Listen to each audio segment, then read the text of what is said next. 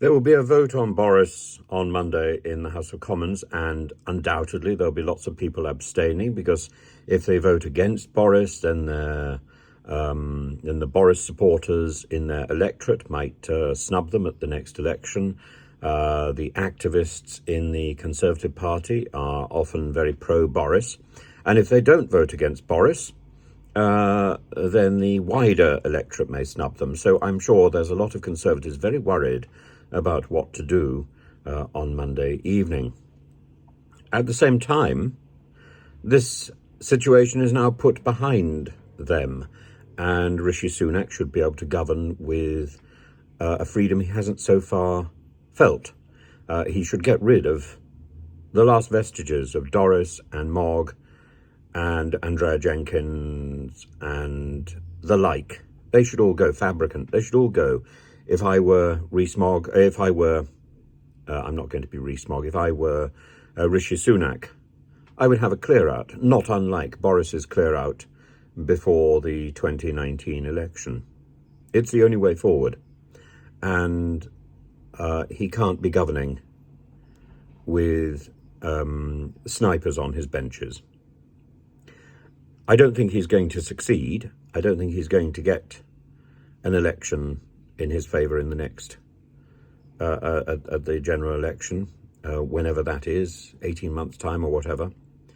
But I think he might be able to build up the party to be a valid opposition to a Labour Liberal coalition, a Labour SNP coalition, and that may have some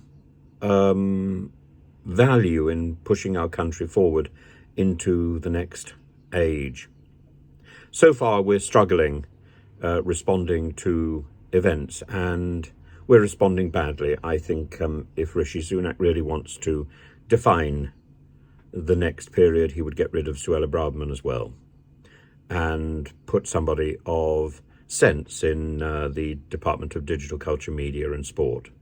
We need to make the most of the things we've got, and we lead the way in media events. So we lead the way in the media internationally. Our media is very strong, and it's controlled by twits. We need to change that if it's going to survive.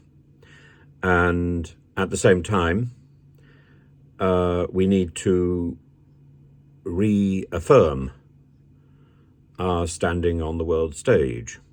And I think the way we can do that is by gathering countries together to discuss and to redefine the refugee crisis and the concept of migration, the concept of need and an individual country's response to the need of vulnerable individuals who are caught up either in smuggling or trafficking or poverty, or they're fleeing wars and starvation. There are so many reasons why people are on the move, and because of the extraordinary changes in our society over the last 150 years, the world is ever more mobile. 150 years ago, most people would not venture much beyond their village. Now we think nothing of going to another country. It's got very little to do with how much money we've got. It's got to do with our aspirations and the ease of travel.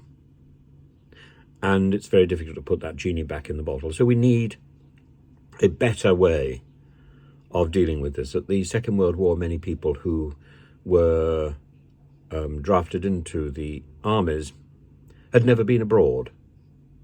Now, it's very rare for people never to have been abroad, never to have travelled to another town, never to have travelled to the capital city.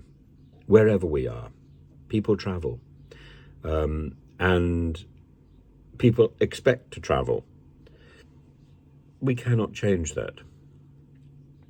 So we need to find a way to deal with that. The 1951 Refugee Convention was something which was defined on the back of that understanding that travel was rare.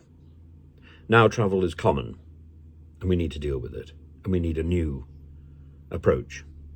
And a unilateral approach, the one that Suella Braverman has got, which defies international law, is wrong morally, it's wrong politically, it's wrong legally. And she can either continue bashing her head against the wall, or she can lead the international debate. But this head bashing is not the way forward. And I hope Rishi will soon see that.